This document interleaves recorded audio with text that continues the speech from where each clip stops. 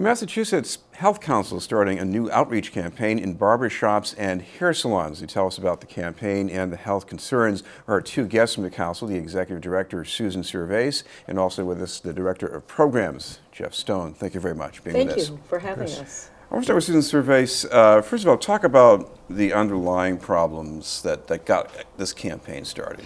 Well, we wanted to take some really direct action, reaching out to the public with information on costly, preventable health indicators. Things that we know people have that they can control if they have the problem, or they can prevent getting it if they take certain steps.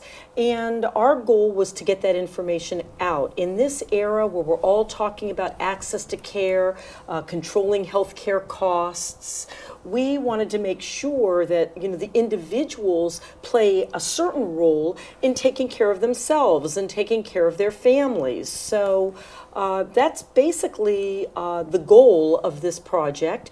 We know that beauty salons, barbershops tend to be like community centers in some communities where people go, they hang out, they talk about different things, and we thought it was a perfect venue to be able to provide health information.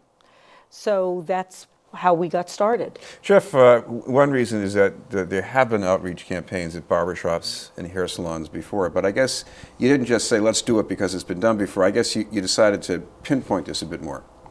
Well, we hope to extend this across Massachusetts. We're doing it in Greater Boston to begin with.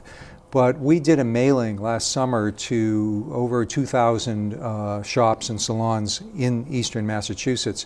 And about 25 people called us immediately saying, we want this in our shop. These were male and female shop owners.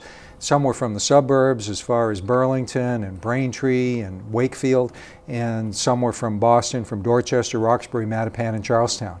And all of them said, yeah, we would like to provide this information and have this available, not just magazines, but we think that our customers could benefit by having this. Do you think this is really just out of concern for health with customers, or because they like to talk up health in these settings, do you think? Well, what the people said when they called us in wanting them, they said sometimes, they said we can see, or somebody would say, I can see symptoms. I can see something going on with my customers that they don't even see yet. Or their children have, as Susan said, juvenile diabetes, and I'd love to be able to help them with some information.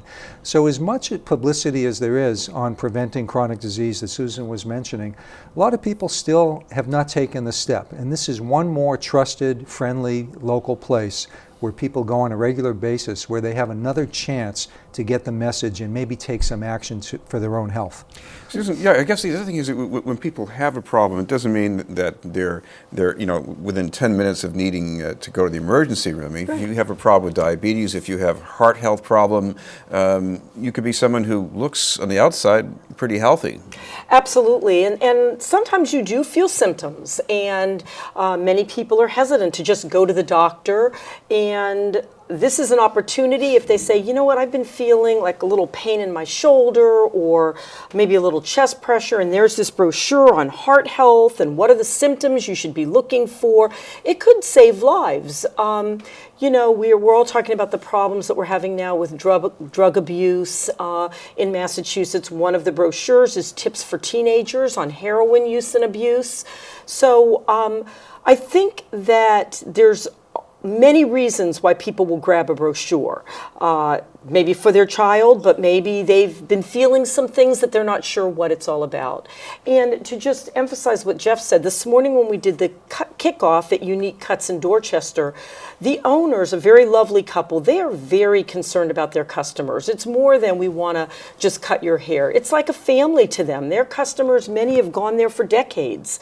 And as they see them aging and they see them sort of complaining about certain aches and pains, they're concerned about that. These are their family. So Jeff, I guess the power of this is not that people will pick up a pamphlet and suddenly know a lot. It's just that the pamphlet might get some people talking. And I guess when people hear someone they know, whether it's someone cutting their hair or another customer, that really engages them. That's exactly right. It can motivate people just by seeing it. And just the fact that the barber or the hair cutter thinks it's so important to put health information, people get the message, gee, maybe I should pay attention. Maybe I should act on that. Maybe I should take one of those, because we want people to take these brochures home with them and give them to friends or family.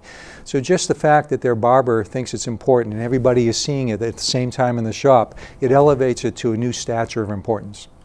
Susan, I guess this is all not just a one-way street here where you just dump the brochures and run. I guess there's some back and forth with the owners about Absolutely. particular concerns. Absolutely. And the other thing is that we've made it very clear to all of them that if after a certain amount of time they're missing all of the quit smoking or all the heart health, they should call the Mass Health Council. We will make sure to get them a new supply of the brochures that were popular in their shop. So this is not a one-time thing. We plan to keep track of how the project is doing, how their stock is doing, and we will keep in communication with them. If they find that there's some other subject that they're interested in, or that some subject wasn't leaving the shop as often as others, we'll adjust for that as well.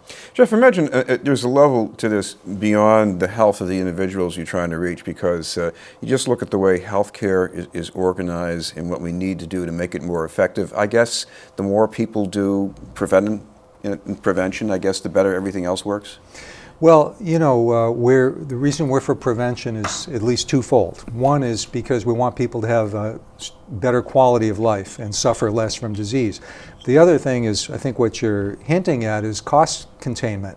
You know, the economy hurts because of healthcare costs, and if we can help prevent chronic disease, we help the whole healthcare system to be more efficient and deliver care to more people. Thank you both very much, Jeff Stone and Susan Servais. And in a moment, we'll have the report from Dorchester with Bill Forey.